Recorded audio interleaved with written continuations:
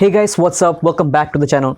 So it's almost the end of 2021 and about this time around last year in 2020 December, I published the video of the HP Pavilion Gaming 15, which was the base model, which was the EC1024AX. So I think it's important to let you guys know the state of this laptop at the end of 2021, which was almost like a year. So the reason is that because this laptop will be sold all throughout 2022 only with an upgraded CPU. The laptop chassis and everything is the same. It's only that the fact that the CPU has been upgraded. So it's important to let you guys know whether it is worth buying going forward in 2022. So without any further ado, let's start the video. So first of all, let's talk about the build. So initially when I unboxed the laptop, I said the laptop felt quite plasticky and it was making noises, like it was like making like when the plastic wraps around the edges and the hinge and the screws, it flexes and makes a little bit of noise, makes a little bit of creaky noise. But after about 2 weeks usage, the noise was gone, and now at the end of the year, almost a year in, there are no more build quality issues. I don't hear any kind of noise.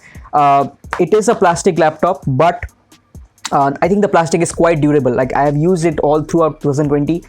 I have used it all throughout 2021 and I have had no issues. Like it's a plastic laptop, obviously it keeps the weight down and all, but it doesn't really impact the build quality. I think the build quality is just fine. The hinge has been solid. Like it's a nice, smooth yet stiff hinge. Like certainly better than the HP Victus hinge. So I don't know why did HP go down the rabbit hole in that HP Victus, but over here the hinge is just fine. So overall I don't feel like there is any issue with the build quality. So yeah, that's good. Okay, moving on to the display. So the display, it's a 15.6 inch 60 Hz model. It was, when this was launched, there was a lot of controversy. Like the TUF was coming with the 144 display, whereas this was coming with the 60 Hz display. So people were like, hey, TUF is providing more value. But I found the 60 Hz display on the HP Pavilion to be fine. It's a 1080p IPS panel and it doesn't have much backlight bleed. I got a good unit, it doesn't have any backlight bleed.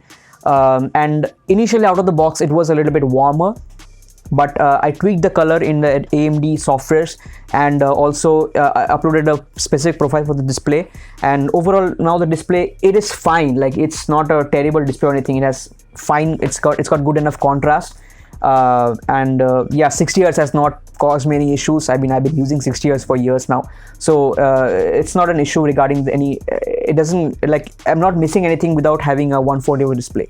So I feel the display, it could be better. Gaming laptops, budget laptops have this type of displays. I think it can be better in 2022, 2023, but overall, once again, another fine category, like no issues. So moving on to the audio. So the audio is something that is like underwhelming. I have seen this like underwhelming audio performance in most of the budget gaming laptops as high as 80,000 rupees. I don't know why budget gaming laptops these days come with really poor speaker quality. Like the speaker in the Pavilion is like it's very flat. It has no bass whatsoever. Even the loudness feels inadequate sometimes. Like sometimes in a noisy environment, you may not be able to hear the dialogues properly if you watch movies and all that. So audio department is something that they can definitely improve going forward in the upcoming generations and upgrades and all that. But yeah, the audio is one of the disappointing aspects of this laptop. I think the audio needs to be improved going forward in all laptops, especially the budget ones. And okay, the other like little bit of disappointment with this laptop is the fact that the port selection. So it has got a full-size SD card slot, headphone jack, HDMI that connects directly to the NVIDIA graphics. But the thing is that it's got only 2 USB-A ports, and only one of them is USB 2. And only one of them is USB 3. So I talked about the port selection in my full review, and I really feel that there is one less USB-A port. This should have had one extra USB-A port, and I often miss it. So the solution that I got was basically I used the unused USB-C port, which can only be used for data transfer, and I bought a dongle which has more USB 3 ports, and it's not that expensive. So it uses the USB 3.1 type C and converts it into multiple USB-A ports. So that's one solution that you can do. But yeah, port selection, I think, yeah, HP dropped the ball on this one. I think it should have had better ports, at least one more USB-A ports, or the USB-A 3.1 to be better. Okay, so moving on, let's talk about performance and thermals. So let's start from the beginning. So initially when I saw the thermal solution of this laptop, which is quite an old one. So it's got two heat pipes, okay, and they share the same heatsink, and it has got both the fans together. So this is a very old type of thermal design which used to come back in gaming laptops back in 2018 and prior to that. Now this laptop comes with a 6-core CPU. So I thought, like, how can this thermal solution keep up with the 6-core CPU? So back then, the only 6-core CPUs that I knew about in laptops were the i7 series, the i7 8750H, the i7 9750H, and the i7 10H and the i7 10750H. So I knew that 6-core CPUs, like the only 6-core CPUs I knew were from Intel, and they were really hot. The i7 8750H and the 9750H were particularly extremely hot CPUs, and even with like dedicated fans and dedicated heat sinks, they used to overheat like in 99% of the laptops. So I thought, like, how can this laptop really cool the 4600H, which is again a 6-core CPU? But as it turned out, the Ryzen 4000 series was a revolution. The Zen, the Zen 2 architecture in laptops made everything so much better. So it's the 4600H inside this is not only like really fast, like way faster than the i7 9750H, the 8750H, and also the 10750H, but it requires less than half the power.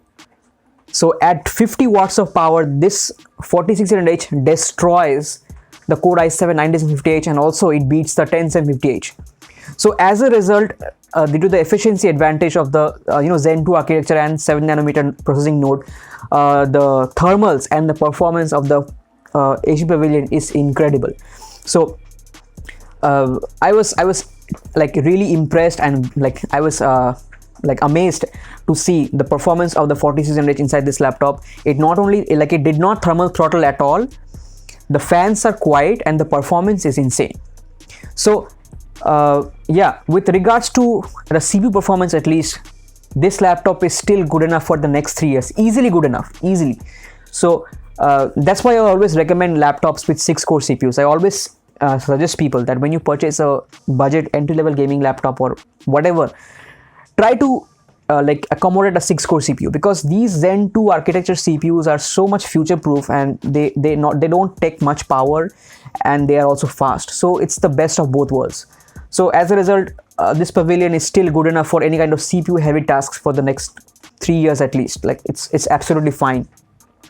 Regarding the GPU performance is a little bit of controversy. It's a little complicated, I would say.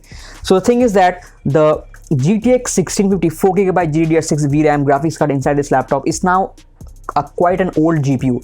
It was refreshed with GDDR6 VRAM, which is present in this laptop, but the architecture is like quite old, and overall it's a pretty old like GPU with a 50-watt TDP in the mobile version, the laptop version, and 4GB of VRAM, as I said. It's a GPU which will give you a solid 40 FPS average in the latest AAA titles. That's what you can expect. You cannot expect 60 FPS at high settings in modern games with the 1650, okay? And in high settings, you can expect about an average of 40 FPS across, like I'm giving you an average.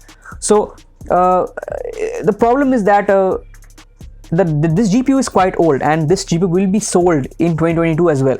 So Nvidia is not refreshing, like it's not providing a, like, what to say, a price to price upgrade for this GPU. They brought out the Nvidia GTX, the RTX 3050, okay, but even the, like, if you want to get a standard RTX 3050 laptop with similar type of CPU performance as this one and other features, you are looking to spend at least 10,000 rupees more.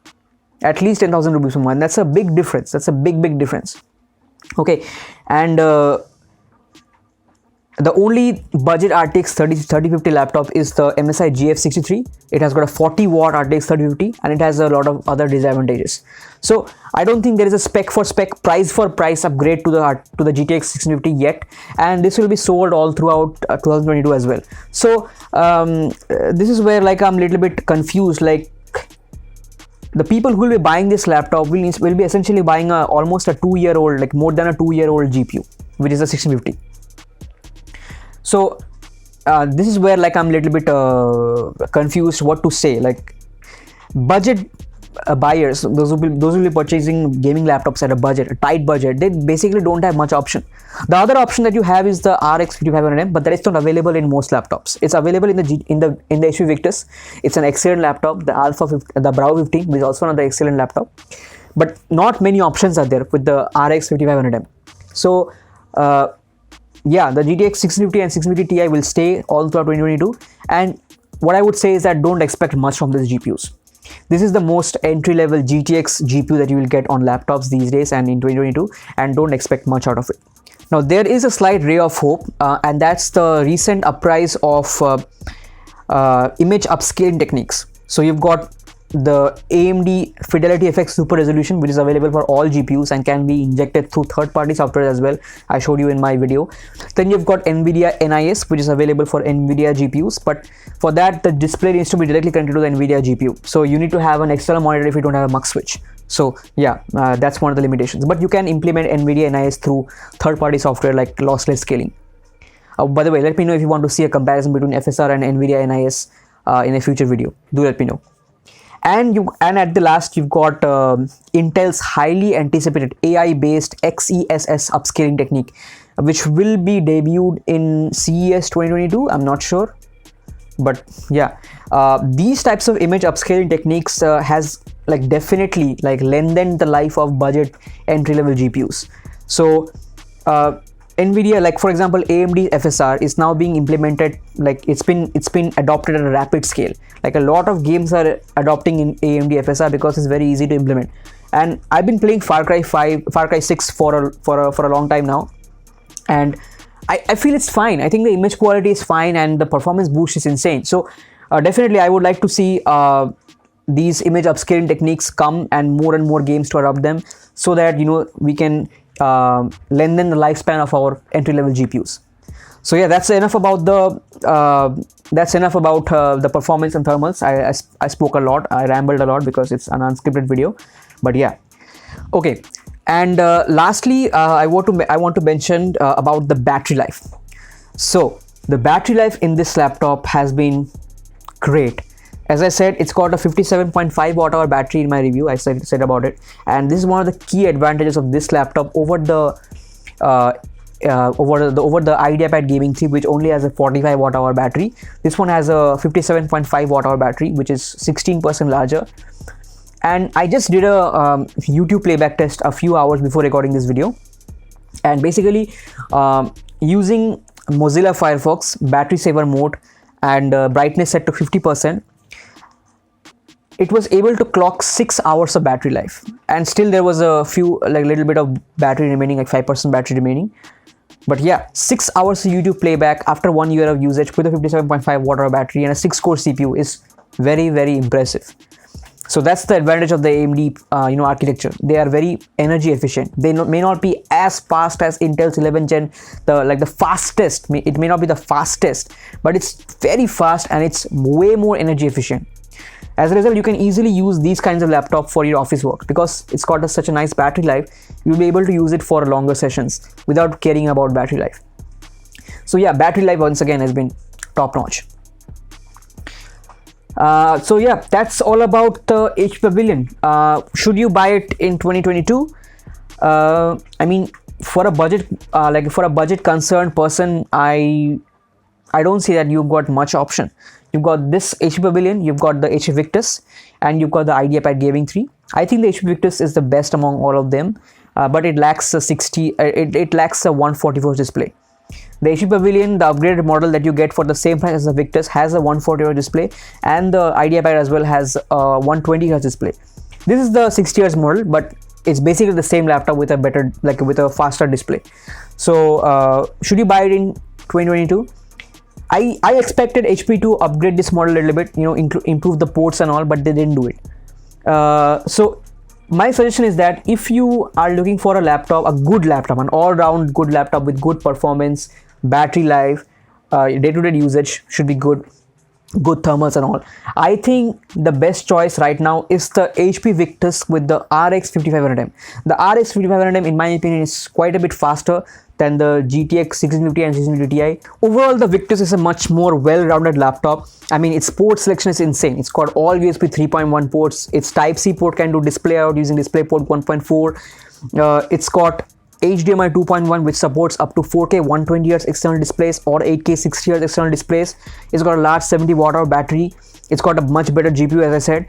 So the HP Victus is probably the best laptop around the 60,000 rupees price range going forward in 2022. So yeah guys, that's it for this video. Thank you so much for watching. Do let me know your experience with the HP Pavilion in the comments down below. I think it's been a pretty good laptop for the time it came out. It came out way back in 2020 as one of the first as one of the first Ryzen 4000 laptops, and I think it's held up really well. So yeah, going forward there are better options like the HP Victus, but it is what it is. So thank you so much for watching guys. Do like, share and subscribe, and if you want to purchase any laptop, they are linked down in the description. If you buy from those links, it really helps out the channel. So thank you so much for watching, and I'll catch you in the next one. Peace.